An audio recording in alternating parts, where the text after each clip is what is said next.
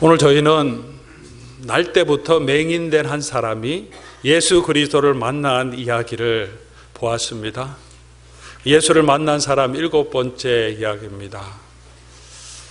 오늘 말씀을 보면 날 때부터 소경이 되었다 그렇게 말하고 있습니다.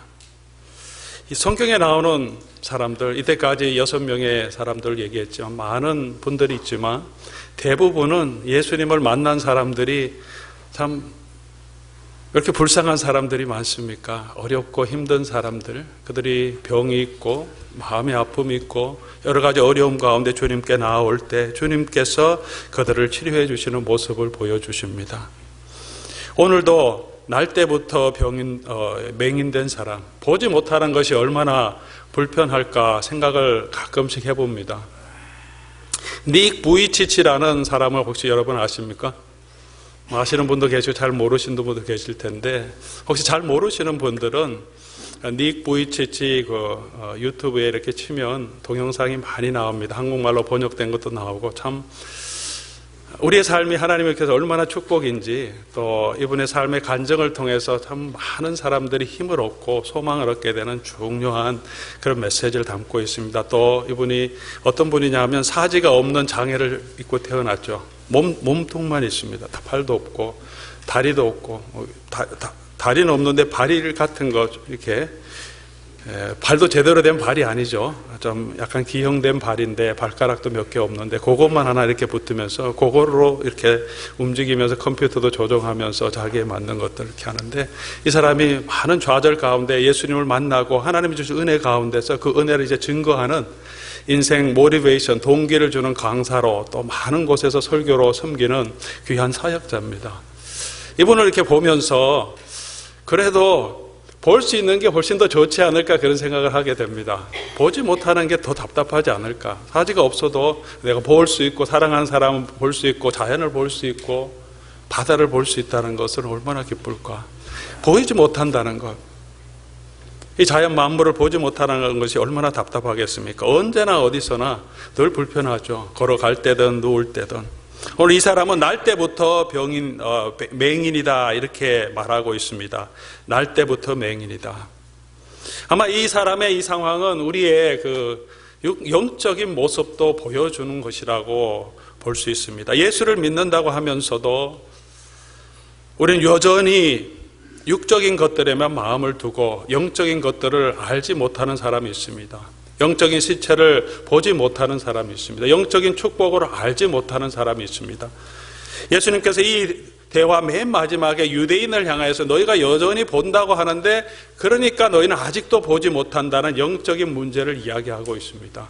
또 예수님께서 본문 중앙에도 내가 세상에 있는 동안엔 세상의 빛이라 말씀하시면서 단순히 보고 안 보는 육신적인 안목을 떠나서 예수님께서 세상의 빛이고 예수님께서 주시는 그 은혜 가운데 진정한 하나님의 축복이 무엇인지 볼 수 있는 그 은혜를 예수님께서 말씀하십니다. 오늘 본문을 통해서 날 때부터 맹인된 단순히 육체의 어려움, 보지 못하는 것을 치유를 넘어서서 영적으로 어두운 가운데 있는 사람들, 날 때부터 하나님을 알지 못하는 그런 영혼들, 육신에 있는 사람들에게 하나님께서 어떤 은혜로 다가오시는지, 또 저와 여러분에게 하나님께서 하나님의 은혜를 어떻게 부어주시는지 그 말씀을 이 맹인을 통해서 예수님께서는 우리에게 또 모든 제자들에게 전해주시는 말씀이라고 생각합니다. 죄로 인하여 하나님을 보지 못하고 알지 못하는 영혼들을 위해 예수님께서 오신 분입니다. 이 병자의 상태를 통해서 우리의 모습을 보게 된다면, 그리고 우리도 이 병자처럼 예수 그리스도의 은혜를 받고 예수 그리스도를 볼 수 있는 사람이 된다면 그것은 하나님의 은혜이고 축복입니다. 오늘 그런 은혜가 우리 자리에 참석하신 모든 분들에게 함께 하기를 주님의 이름으로 축원합니다. 이 사람은 또한 거지라고 말합니다. 거지. 볼 수 없으니까 할 수 있는 일이 무엇이겠습니까? 요즘 세상에 아주 복지가 잘 되어 있다고 하지만 보지 못할 때 많은 어려움이 있는데, 옛날 사회에서 보지 못하는 사람 병신이고 할 수 있는 것도 없기 때문에 구걸을 시켰어요. 누가 가족들이든지 그냥 가서 구걸이라도 해서 네 밥벌이나 해라 그렇겠죠. 얼마나 비참한 삶이었겠어요. 모습이 깨끗하게 깔끔하게 앉아서 구걸하는 사람이 있었겠습니까? 맹인이고 돌보는 사람도 없고 그런 모습으로 있습니다. 거지라는 것이 무엇입니까? 남이 주는 것이 없으면 살 수 없는 사람이 거지죠. 완전히 파산된 사람. 내가 스스로 벌어서 먹고 살 수 있는 사람은 가난한 사람이고, 거지는 자기 힘으로는 할 수 없는 그런 사람입니다. 이 사람은 맹인이고 거지였단 말입니다. 누가 도와주지 않으면 바깥으로부터 하나님이 주시는 은혜, 다른 사람이 주시는 도움이 없으면 오늘 하루도 살 수 없는 사람, 그것이 거지입니다.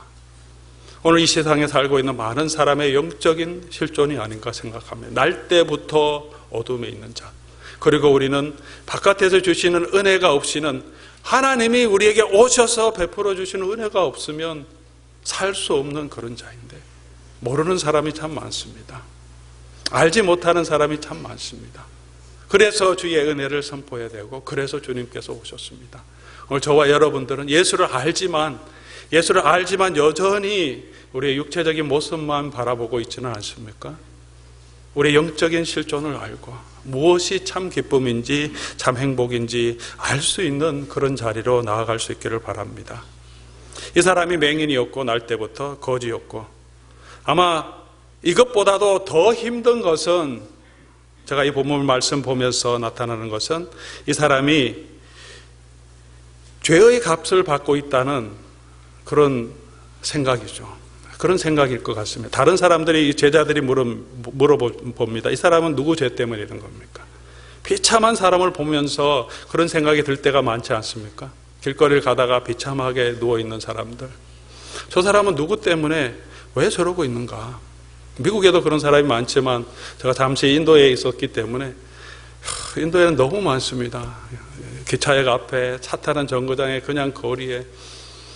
우리 그 슬럼독 밀리오네어라는 영화를 보신 분은 아시겠지만, 일부러 가난한 자, 고아들을 데려다가 눈을 뺍니다. 봉사로 만들어서 구걸하게 보냅니다. 어린아이들이 그런 모습을 있으면 너무 비참하니까, 마음의 감동이 생기니까 그냥 돈을 더 줄 수 있도록 팔도 비틀어는, 보면 그냥 자연적인 기형이 아닌 그런 모습, 정말 비참한 모습들이 있습니다. 그리고 거리에서 살다가 그 받은 돈은 또 뺏기고 아이들이 또 마약하고, 그러면서 그곳에서 얼마나 살지 모릅니다. 살다가 죽는, 나가면 볼 수 있는 사람들이니까 보면 참, 도대체 저 사람들 저렇게 태어나고 싶어서 난 건 아닌데 저러고 태어나서 저러고 길가에서 죽는 것은 무슨 죄 때문인가? 아마 그래서 인도의 사람들은 전생을 믿는지 모르겠습니다. 뭐 전생에 뭔 잘못을 했겠지, 아니면 내세에 저런 고생이 있어도 다음 생이 있으니까 그때는 좀 좋아지겠지, 그러면서 삶을 받아들이고 있고, 힌두의 사상이 그렇게 생긴 것이 아닌가 생각합니다.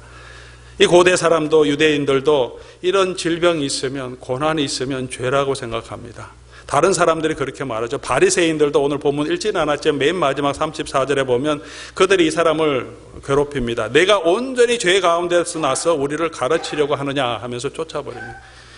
이 저주받은 인간 같은 것이 네가 뭐 안다고 우리에게, 바리새인들에게 예수님이 누구고 그런 얘기를 하느냐, 그렇게 말하는 거죠. 아마 이 사람들이 다른 사람의 정죄보다 더 힘든 것은 자기도 그렇게 생각한다는 것일 겁니다. 이 사람도 그렇게 생각했을 거예요. 나는 그런가 보다. 내 죄 때문이 아니면 우리 부모 죄 때문에 뭔가 하나님의 저주를 받아서 이 고난 가운데 있는가 보다. 아마 그러고 살아가고 있는 사람이었을 것입니다. 우리가 고난 가운데 있는 사람들은, 우리도 그런 때가 있지 않습니까? 어렵고 힘들 때, 고난이 오래될 때, 사업도 안 되고 직장도 어렵고, 왜 나에게 이런 고난이 계속되는가? 하나님은 나를 사랑하시는가? 내가 무슨 잘못 때문에 이런가? 생각해보면 잘못이 많이 있어요. 우리가 부족하니까 언제나 돌아보면 내가 그때 정말 하나님 앞에 헌신했던 거 내가 지키지 않은 게 있구나. 지금도 내 삶을 돌아보면 하나님 앞에 부족한 것이 많이 있으니까, 그런 부족함 때문에 나 죄 때문에 그렇구나, 그런 생각이 들 때가 있습니다. 특별히 자녀의 문제는 더 그런 것 같아요. 자녀가 좀 잘 안 되면, 좀 말도 안 듣고, 또 사춘기 때문에 또 믿음을 막 떠나고 이러면 얼마나 답답합니까? 많이 기도하면서 생각하는 게, 내가 뭘 잘못했나? 부모로서 모델을 보여줘야 되는데 내가 뭘 잘못했나? 돌아보면 얼마나 잘못한 게 많습니까? 집안에서, 가정에서, 정말 교회의 모습과 집안의 모습이 동일한 사람이 얼마나 많이 있겠습니까? 우리 연약한 모습 때문에 내가 분내고 내 욕심대로 아이들에게 말한 것도 있고, 그것 때문에 혹시 상처받아서 지금 이 사춘기 아이들이 막 이렇게 반항하지 않는, 그것 때문에 지금 신앙을 떠난 것이 아닌가? 누구에게나 들 수 있는 생각입니다. 우리 고난은 어떻습니까? 질병은 어떻습니까? 어려움이 있는데, 병이 있는데 기도해도 응답되지 않을 때 하나님 나를 버리신 건 아닌가? 내 길을 들어주시지 않고 나는 하나님의 은혜에서 빗겨난 어두움 가운데 있는 사람이 아닌가? 그렇게 우리의 마음이 낙심할 때가 참 많습니다. 오늘 이 맹인이 그런 모습이고 우리의 영적인 실존이 아닌가 생각합니다. 그럴 때 하나님이 주신 은혜가 무엇인지 우리 다시 한번 생각해 볼 수 있기를 바랍니다. 먼저는 이 맹인에게 예수님이 찾아오셨습니다. 그게 은혜죠. 1절 말씀 보면 예수께서 길을 가실 때 날 때부터 맹인된 사람을 보신지라. 맹인이 볼 수 있습니까? 알 수 없습니다. 예수님 오는지도 모릅니다. 근데 예수님께서 지나가시면서 보셨습니다. 찾아오시는 거죠. 어떤 방법, 어떤 환경을 통해서든지 여러분이 예수 그리스도를 믿으신다면 주님께서 여러분을 찾아오신 것입니다. 성령 가운데 여러분을 찾아오셨고 여러분의 마음을 열어주셨고 예수 그리스도를 알게 해주신 것입니다. 단순히 내가 믿는 그 순간에 찾아오신 것이 아니라 성경은 창세 전부터 하나님께서 우리를 향한 계획을 가지고 계셨고 그 계획을 따라 하나님께서 역사를 이루어 오셨고 예수님을 보내주셨고 그 예수 그리스도의 복음이 땅끝까지 전파되는 많은 선교사님과 교회들을 통하여서 2000년 후에 내가 그 복음을 듣게 하셨다. 그렇게 우리에게 말씀해 주고 있습니다. 단순한 우연이 아니라 예수님께서 하나님께서 성령께서 함께 하셔서 저와 여러분을 보시고 불쌍히 여기시고 찾아와 주시고 만나 주셨다는 것입니다. 지금도 예수님께서는 저와 여러분에게 찾아오십니다. 우리가 어떤 환경에 있든지 특별히 우리가 연약하고 힘들 그 순간에 내가 안 된다고 하는 그때 예수님께서는 더 간절한 사랑으로 찾아오실 것입니다. 찾아오신 그 예수님께서 이 사람에게 무슨 말을 합니까? 다른 사람은 다 죄 때문이라고 얘기하는데 예수님께도 물어봅니다. 이 사람 누구 죄 때문에 이렇습니까? 예수님께서 대답하여 이르시되 3절 이 사람이나 그 부모의 죄로 인한 것이 아니다. 하나님께서 하시는 일을 나타내고자 함이라. 무슨 말씀입니까? 이 사람이 이런 이 비참한 상황이 있는데도 그것을 통해서도 하나님은 하나님의 일을 나타내시기 위해서 또 그것을 그 환경을 통해서 하나님의 일을 나타내시고자 한다. 이 사람을 하나님의 도구로 사용하시기를 원한다는 것입니다. 우리 연약함이 있지만 우리 환경에 어려움이 있지만 내가 경제적으로 궁핍함이 있지만 육체적으로 질병이 있지만 그것이 하나님의 영광을 가리우는 것이 아니고 그것 때문에 내가 하나님의 은혜 가운데 벗어진 사람이 아니라 하나님께서는 저와 여러분을 여전히 그 환경을 통해서도 하나님의 도구로 사용하신다. 예수님께서 그렇게 말씀해 주십니다. 얼마나 큰 위로가 됐겠습니까? 누구도 말해주지 않는 너가 저주 가운데 있는 것이 아니라 오히려 나는 너를 나의 도구로 사용할 것이다. 하나님의 영광을 위하여 사용할 것이다. 말씀해 주십니다. 우리가 하나님의 손에 붙들려 있을 때 가능한 일이죠. 성경은 잘난 사람들의 이야기가 아닙니다. 연약한 사람들을 하나님께서 들어 사용하시는 이야기죠. 히브리 노예들의 이야기입니다. 목이 곧고 하나님을 거역하고 하나님의 은혜를 모르는 그런 히브리 노예들, 숫자도 많지 않는 그런 유대인들에게 하나님께서 은혜를 베풀어 주셔서 하나님의 도구로 사용하시는 이야기입니다. 이 열방의 제사장의 나라로 사용해 주십니다. 오늘 저와 여러분들이 우리 지식과 우리의 능력과 우리 재능이 아니라 우리가 가지고 있는 성공이 아니라 우리가 연약함에도 불구하고 하나님은 저와 여러분을 들어 사용하실 수 있습니다. 그래서 하나님의 영광의 도구로 지금도 사용하신다고 예수님께서 말씀해 주십니다. 내 기도를 때로는 내가 원하는 대로 들어주시지 않더라도 내가 여전히 연약함 가운데 있더라도 하나님은 그 환경을 사용해서 하나님의 영광을 위한 도구로 사용할 수 있다는 것입니다. 잘 되어야지 늘 하나님의 영광을 드러내는 것이 아니고 이 어려움 가운데 있음에도 불구하고 하나님의 손에 붙들려 있을 때 하나님의 도구로 주님께서는 사용하십니다. 사도 바울이 자기 육체의 가시를 제거해 주기 위해서 기도했습니다. 복음을 위해서 자기는 육체에 있는 이 질병을 치유받으면 더 복음을 전가할 수 있을 것이라고 생각했는데 하나님께서 내 은혜가 내게 족하다 하십니다. 그 가운데 바울이 받은 은혜는 나의 연약함을 하나님 들어 사용하시는 거예요. 자기의 능력, 자기의 잘남, 자기의 스피치, 설교의 능력으로 사용하신 것이 아니라 연약하지만 하나님께서 그를 불러서 복음의 능력으로 사용하실 때 복음이 더 능력 있게 나타나고 그 삶을 통해서 하나님의 영광을 드러내는 그런 사람이 될 수 있구나 인정합니다. 내 약함 가운데 오히려 그것이 강함이다. 강함이란 말은 하나님께 들어서 사용하신다는 말씀입니다. 우리 환경을 주님께서 붙들어 주시고 사용해 주실 것입니다. 어떻게 하시냐? 어떻게 하십니까? 이 맹인의 눈을 만져주십니다. 침을 뱉어서 진흙을 이겨 그 눈에 바르십니다. 시간이 많아서 다 자세히 설명하지 못하겠지만 간단하게 요약하면 가장 약한 부분을 예수님이 만져주십니다. 아마 사람들이 저주하는 그런 말들보다도 이 사람에게 가장 큰 상처가 되고 열받게 하는 것은 이 눈을 누가 만지든가 눈을 건드리면 아마 열받았을 것입니다. 너가 저주받은 사람이야. 그건 하도 많이 들어서 나도 그래 맞는 것 같아 그렇게 생각하겠지만 누가 눈을 툭 찌르면 자기 약점인데 아픔인데 저주받았다는 것이 더 심각한 일일지 모르겠지만 그가 당장 가장 아픈 것은 안 보인다는 거죠. 눈인데 예수님께서 그 눈을 만져주십니다. 진흙을 침을 뱉어서 진흙을 이겨서 그 눈에 만져주십니다. 발라주십니다. 기분이 좋았을까요? 그렇지 않았을 것 같아요. 그렇지만 자기의 상처를 주님의 손에 맡깁니다. 주님 만져주시는 대로 그대로 맡깁니다. 나의 환경과 저와 여러분의 상황 있는 그대로 주님 앞에 내어놓으시면 불편하지만 내어놓기 싫지만 내 마음에 있는 상처들을 주님 앞에 내어놓으시면 나의 연약한 부분 나의 어려운 환경을 주님 앞에 내어놓으시면 주님께서 맡아주십니다. 주님께서 만져주실 때 변화와 치유가 일어나게 됩니다. 여러분 사랑하는 성도 여러분, 여러분이 가지고 있는 모든 것들 주님 앞에 내어놓을 수 있기를 바랍니다.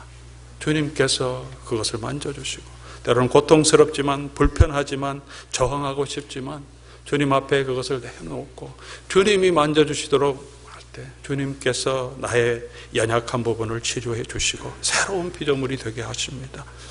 그리고 이 새로운 능력, 치유가 어떻게 나타납니까? 순종함으로 나타납니다. 가서 씻으라 하시니 씻고 밝은 눈으로 왔다. 7절 그렇게 말합니다.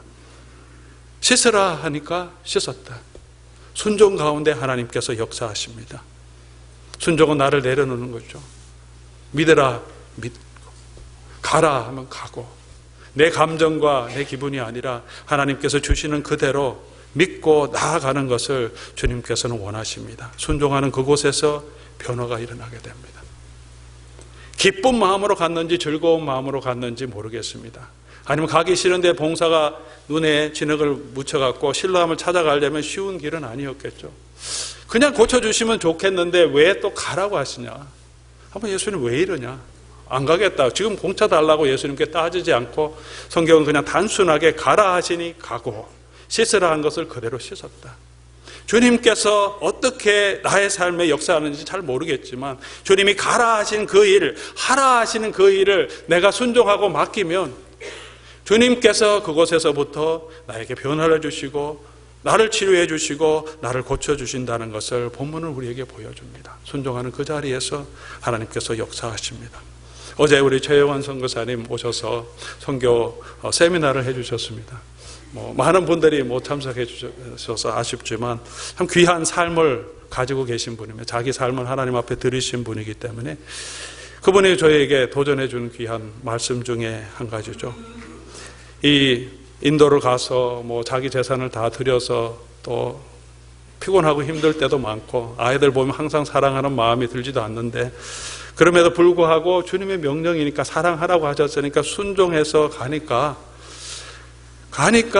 그곳에서 사랑할 수 있는 마음도 허락해 주시더라. 순종하니까 저와 여러분에게 그런 순종을 하나님이 요구하십니다. 어린아이처럼 내가 다 할 수 없지만 내가 주님의 말씀을 나의 만져주심을 바라보고 그냥 주님께 맡기는 거 겸손이죠. 내가 생각하고 내 계획이 아니라 주님 내게 주신 그 말씀대로 사랑하라.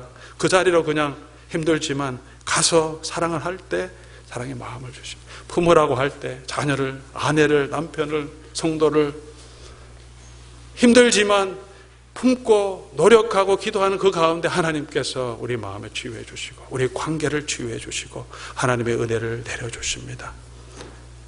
그런 말을 배우는 아이들이 있습니다. 일어나서 걸어가는 게 뒤뚱뒤뚱하고 방향도 모르죠.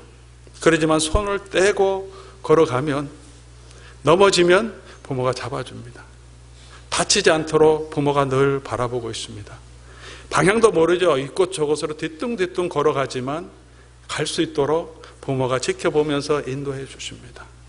우리가 완전하게 주님을 알지 못하고 하나님의 모든 뜻을 다 알지 못하고 내 고통의 의미를 다 알지 못하지만 내 인생의 비전도 다 알지 못하지만 지금 이 순간 내가 믿음으로 우리 부모를 순종한 아이처럼 부모님을 의지하고 부모님의 손을 잡고 또 네가 걸어보라 할 때 손을 놓고 걸어가면 우리 주님께서 저와 여러분의 길을 지켜주시고 쓰러지면 잡아주시고 가는 길을 만들어 주십니다. 그렇게 이 증인을, 이 맹인을 예수님께서 예수님의 증인이 되게 해 주셨습니다.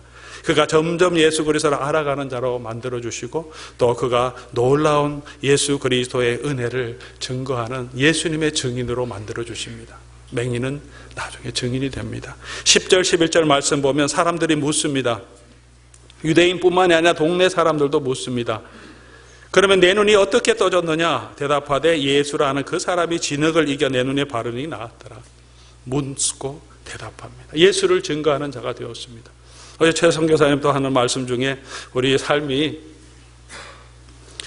질문을 하게 하는 삶이 되고 사람들이 의문을 품게 하는 사람이 되지 말라, 그 말씀을 또 해주셨죠. 사람들이 우리의 삶을 볼 때 저 사람은 어떻게 저럴 수 있는가 질문이 생기게 하지 의문이 생겨요. 저 그리스도인인데 왜 저러나, 저 사람은 어떻게 저런 사람이 있나, 이렇게 의문이 생기게 하지 말라. 참 귀한 도전이 되는 말씀인 것 같습니다. 오늘 이 사람 여전히 부족하지만 사람들이 그렇게 질문합니다. 어떻게 치유되었느냐?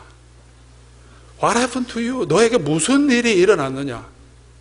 그가 예수님이 하신 일을 증거합니다.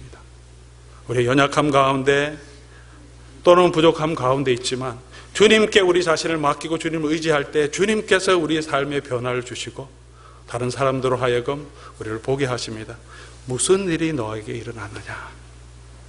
그때 우리가 주님을 증거할 수 있습니다. 예수님께서 하셨다. 예수님이 나를 만져주셨다. 내가 순종하니 가서 씻었더니 보게 해주셨다. 주님이 하셨다.